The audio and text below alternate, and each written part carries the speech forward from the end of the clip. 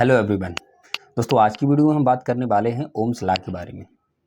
आज की वीडियो हम डिस्कस करेंगे ओम्स लॉ की जनरेशन के बारे में, उसका प्रतिपादन कैसे हुआ, उसके डेफिनेशन के बारे में और कैलकुलेशन के बारे में।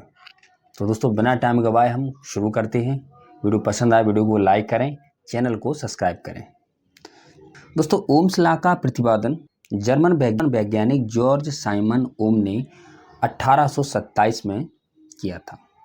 जॉर्ज साइमन ओम के अनुसार वोल्टेज, करंट और रेजिस्टेंस में गहरा संबंध होता है। जब कोई विद्युत धारा में प्रवाह होता है तो उसमें वोल्टेज की भी भूमिका होती है और रेजिस्टेंस की भी भूमिका होती है।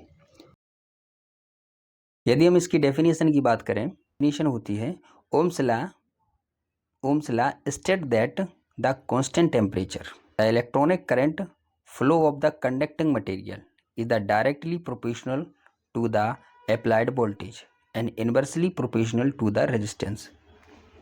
मतलब ये है कि जब किसी बंद सर्किट में किसी भी तरह का कोई भी परिवर्तन ना हो, उसके टेम्परेचर में, उसके लीकेज में किसी भी तरह का परिवर्तन ना हो, तो जब हम किसी बंद सर्किट के दोनों सिरों पर करंट का प्रवाह करते हैं तो वह करंट हमारे वोल्टेज के समानुपात रहता है और रेजिस्टेंस के विलोमानुपात हो जाता है। कहेंगे हम कि why is the Ohm's law important. Ohm's law क्यों जरूरी है? देखिए, Ohm's law is the relationship between power, voltage, current and resistance. Power, voltage और करंट और रेजिस्टेंस में गहरा संबंध होता है। दोस्तों इस ट्रायंगल के माध्यम से समझ सकते हैं। इस ट्रायंगल में हमें वोल्टेज जो है यह एक पिरामिड के जैसे दिखने वाला ही है ट्रायंगल। ओम्स लॉ के नियम को बहुत ही सरल बना देता है। मतलब ये है कि इसमें जो वोल्टेज है ये ऊपर है, इसके अलावा करंट और रेजिस्टेंस नीचे है। जब किसी सर्किट की हम वोल्टेज निकालते हैं तो हमें करंट और रेजिस्टेंस में गुणा करना होता है, और जब हम किसी सर्किट में करंट या रेजिस्टेंस निकालते हैं तो हमें इससे भाग देना होता है वोल्टेज से। यदि हम किसी सर्किट के अंदर वोल्टेज को निकालेंगे तो वोल्टेज के लिए हमारा फॉर्मूला होगा V बराबर करंट I इंटू रेजिस्टेंस। यानी कि किसी भी सर्किट की वोल्टेज निकालने के लिए करंट और रेजिस्टेंस में गुणा करेंगे तब हमें उसका वोल्टेज निकलेगा। और यदि हमें किसी सर्किट का करंट निकालना है तो इसके लिए हमें I यानी कि करंट बराबर V अपॉन R। किसी भी सर्किट का करंट निकालने के लिए वोल्टेज और रेजिस्टेंस में हमें विभाजन करना होता है, उसका डिवाइडेशन करना होता है। और ठीक इसी तरह यदि हमें किसी सर्किट का रेजिस्टेंस निकालना है तो इसके लिए हमें V अपॉन I यानी कि करंट के साथ इसे हमें डिवाइड करना होता है। तो इस तरह से हम किसी भी सर्किट का वोल्टेज, करंट और रेजिस्टेंस का पता लगा सकते हैं। अब दोस्तों हम इस सर्किट के माध्यम से समझेंगे कि किस तरह से हम वोल्टेज, करंट और रेजिस्टेंस का कैलकुलेशन करके हम निकाल सकते हैं, और इस ओम्स लॉ के नियम से हम किस तरह से अपना कोई भी कैलकुलेशन बड़े आसानी से कर सकते हैं। दोस्तों इस सर्किट में हमें रेजिस्टेंस दिखाई दे रहा है, हमें एक बैटरी दिखाई दे रही है और हमें एम्पियर दिखाई दे रहा है। ये तीनों चीज़ें हमें दिखाई दे रही हैं। यानी कि ये हो गया हमारा प्रतिरोध, ये है हमारा वोल्टेज जो बह जाता है, ये है हमारा एम्पियर यानी कि करंट। अब किसी बंद सर्किट में विद्युत धारा का प्रवाह किया जाता है, यदि किसी भी तरह का कोई भी चेंजिंग नहीं होती है तो उसमें करंट वोल्टेज के समानुपात और रेजिस्टेंस के विलोमानुपात होता है। अब यहाँ से हम इस ट्रायंगल के माध्यम से कैलकुलेशन निकालेंगे। सपोज करें दोस्तों ये हमारा जो ट्रायंगल है इसमें ऊपर हमारा वोल्टेज है, इधर करंट है और इधर रेजिस्टेंस है। ठीक है, हम तीनों फॉर्मूला यहाँ पे लिखते हैं कि कौन सा फॉर्मूला किस तरह से हमारा काम करता है। तो दोस्तों किसी बंद सर्किट में पहले हम R निकालते हैं। R में हमारा फॉर्मूला बनेगा V अपॉन I। ठीक है, और दूसरा होगा हमारा, जैसे हमें करंट है तो करंट का होगा हमारा V अपन R।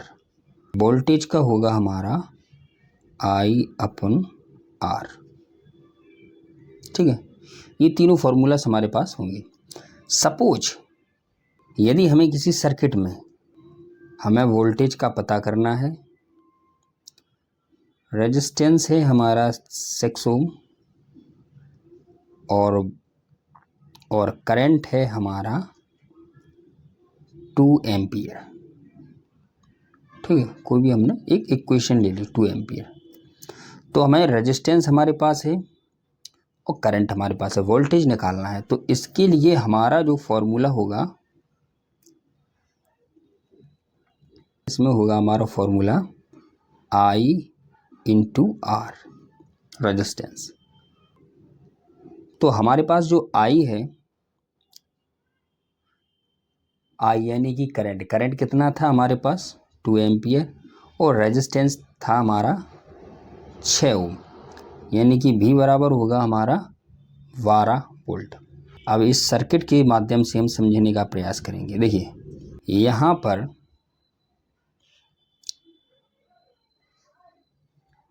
हमारा वोल्टेज कितना है, वोल्टेज है हमारा 12। इसको हम थोड़ा सा बढ़ाएंगे। देखिए 12 वोल्ट की बैटरी हमारे पास, ठीक है, और ओम्स कितना था हमारे पास 6 ओम, 6 ओम। ठीक है, ये है हमारा रेजिस्टेंस। तो हमारा एम्पियर कितना हो जाएगा 2 एम्पियर, यानी कि हमारा वोल्टेज होगा 12 वोल्ट की यदि बैटरी है,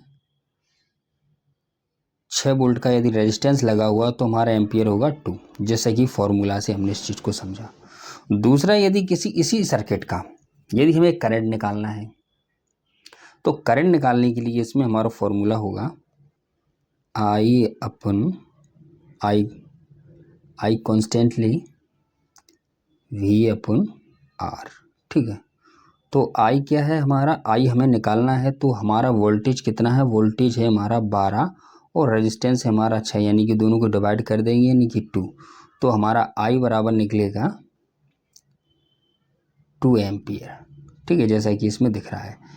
और इसी के साथ यदि हमें किसी सर्किट का रेजिस्टेंस पता करना है, तो रेजिस्टेंस का फॉर्मूला है हमारा R बराबर V अपन I। तो रेजिस्टेंस का कैसे पता लगाएंगे, तो R बराबर होगा, वोल्टेज हमारा कितना है 12 और करंट है हमारा 2। ठीक है, तो ये हमारा निकलेगा 6 ओम, ये 6 ओम निकलेगा हमारा। तो इस तरह से हम वोल्टेज, करंट और रेजिस्टेंस किसी भी सर्किट में ओम्स लॉ के माध्यम से पता कर सकते हैं कि कौन सा सर्किट में किस तरह से हम वोल्टेज, करंट और रेजिस्टेंस को का कैलकुलेशन निकाल सकते हैं किसी भी बड़े सर्किट में। जब किसी सर्किट में कोई धारा बहती है तो वोल्टेज, करंट और रेजिस्टेंस तीनों चीज़ों का एक कॉम्बिनेशन बनता है। किसी भी चीज़ में कोई भी प्रॉब्लम होती है उसकी जो यूनिट है वो चेंज हो जाती है। जैसे हम एक एग्जाम के तौर पर इस सर्किट में बात करें, इस सर्किट में यदि हम यहाँ पर यदि रेजिस्टेंस हम 8 ओम्स का लगा देंगे, तो यहाँ पर हमारा करंट कितना आएगा हमारा 1.5 एम्पियर। देखिए अब इस नहीं था, तो इसमें हम एम्पियर कैसे निकालेंगे, एक छोटी सी कैलकुलेशन से। देखिए हमारे पास वोल्टेज कितना था, वोल्टेज था हमारा I बराबर हमें निकालना था, वोल्टेज था हमारा 12 और रेजिस्टेंस जो हमने चेंज किया वो हो गया 8। अब इसको यदि हम डिवाइड करेंगे तो ये निकलेगा 1.5। ठीक है, तो 1.5 हमारा ये एम्पियर जो है वो बन गया था। तो इस तरह से हम किसी भी सर्किट को ओम्स लॉ के माध्यम से उसका कैलकुलेशन निकाल सकते हैं और बड़ी ही सरल तरीके से इसे हम कर सकते हैं। तो दोस्तों आशा करता हूँ ये वीडियो आपको पसंद आया हो। वीडियो को लाइक करें, चैनल को सब्सक्राइब करें। Thank you for watching.